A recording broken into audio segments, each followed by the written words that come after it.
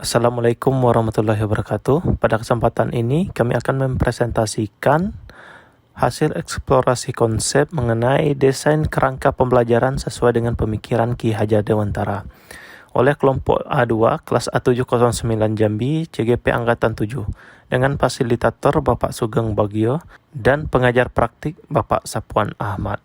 Berikut adalah anggota kelompok kami.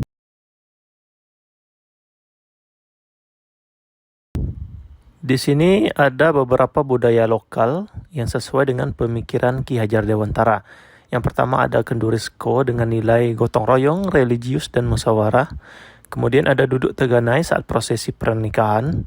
Nilai yang terkandung di dalamnya adalah musyawarah, keadilan, mengayomi, kerjasama, kebinekaan global, dan lain-lain. Kemudian ada tale, nilai yang terkandung. Yang pertama ada kolaborasi, 2. Kerja sama tim, dan yang ketiga menyampaikan pesan moral dan lain-lain. Satu hal positif yang dapat dipelajari dari pemikiran Ki Hajar Dewantara sesuai dengan budaya lokal adalah duduk teganai, yang dalam hal ini prinsip-prinsipnya mirip dengan sistem Among.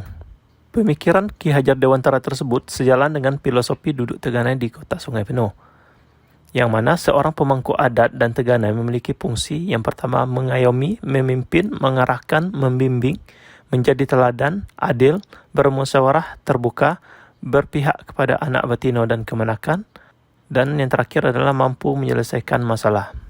Fungsi dan tanggung jawab pemangku adat dan teganai tersebut sama persis dengan fungsi dan tanggung jawab pendidik dalam memperlakukan peserta didik dalam pembelajaran. Hal positif yang akan diterapkan di kelas atau di sekolah berdasarkan filosofi tersebut, jika dikaitkan dengan tugas dan peran dari seorang guru, maka itu adalah sangat sesuai. Salah satunya, seorang pendidik harus bisa menuntun siswa sesuai dengan kodrat alam dan kodrat zaman. Alur kerangka belajar sesuai dengan pemikiran Ki Hajar Dewantara. Mengapa pendidik harus menuntun dan mengayomi? Yang pertama, setiap peserta didik itu unik. Mereka memiliki karakter dan potensi sejak lahir. Kemudian, perkembangan peserta didik dipengaruhi oleh kultur budaya dan lingkungannya. Yang ketiga, perubahan yang dinamis membutuhkan filterisasi. Yang keempat, pengaruh globalisasi khususnya bidang teknologi sangat melekat dalam keseharian peserta didik, sehingga perlu tuntunan atau arahan agar mereka tidak salah arah. Dan yang terakhir, peranan seorang guru tidak akan tergantikan oleh teknologi. Kemudian sumber daya dan kompetensi yang dimiliki oleh sekolah. Yang pertama, lingkungan sekolah yang mendukung. Kemudian tenaga pendidik yang mau dan cakap teknologi. Yang ketiga, jaringan internet yang memadai. Yang keempat, dukungan dari pimpinan dan warga sekolah. Yang kelima, kemampuan peserta didik dalam menggunakan teknologi. Tujuan utamanya adalah untuk menerapkan pemikiran Ki Hajar Dewantara tentang sistem Among dan upaya pengembangan potensi yang dimiliki oleh peserta didik sesuai dengan kodrat alam dan kodrat zaman yang selalu berkembang dengan mengintegrasikan nilai-nilai budaya kearifan lokal. Indikator pencapaian yang pertama adalah peserta didik mampu berkembang sesuai dengan potensi yang dimilikinya. Yang kedua, peserta didik memiliki kemampuan keterampilan abad 21 dengan tuntunan dari pendidik yang cakap teknologi. Yang ketiga, peserta didik mampu memfilter pengaruh budaya luar dengan tetap mengedepankan identitas bangsa. Yang keempat, menumbuhkan keinginan peserta didik untuk melestarikan budaya dan kesenian daerah melalui media IT. Yang terakhir, mengarahkan peserta didik dalam menerapkan nilai-nilai filosofi budaya dalam perilaku kesehariannya. Kemudian untuk pelaksanaan konkretnya, yang akan dilakukan adalah yang pertama, menjelaskan dan menanamkan pentingnya memproteksi diri dari pengaruh kemajuan teknologi. Yang kedua, mengembangkan kompetensi 4C dalam proses pembelajaran. Yang ketiga, mengembangkan pola berpikir kritis dan kreatif pada peserta didik dalam pembelajaran. Yang keempat, mengintegrasikan nilai-nilai filosofi budaya lokal dalam penanaman karakter.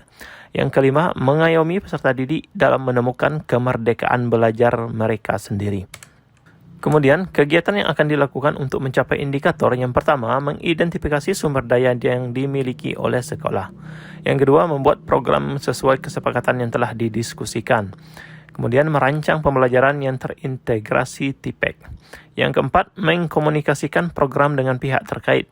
Dan yang terakhir, melaksanakan program dengan baik dan penuh tanggung jawab. Kemudian untuk implementasi kegiatan di sekolah atau kelas sesuai dengan kodrat alam, yang pertama dalam pembelajaran guru dapat memberi proyek atau tugas tertentu kepada peserta didik sehingga siswa dapat aktif dalam upaya mengeksplorasi dirinya dengan tema budaya kearifan lokal. Yang kedua, siswa dapat mengikuti kegiatan ekstrakurikuler sesuai dengan bakat dan minat siswa, misalnya keagamaan, olahraga, seni, bahasa, dan lain-lain.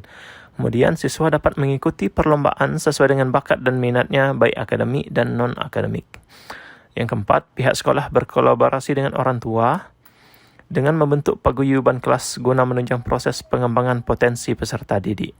Yang terakhir, pendidik hendaknya selalu bermusyawarah dengan peserta didik dalam menentukan kesepakatan kelas, program, ataupun tugas proyek.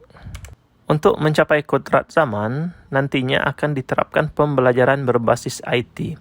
Kemudian juga menggunakan media berbasis IT dalam pembelajaran dan juga asesmen.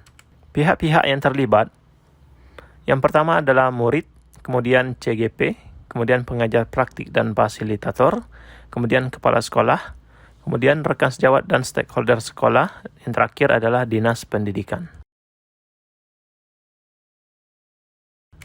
Hanya itulah presentasi yang dapat kami sampaikan.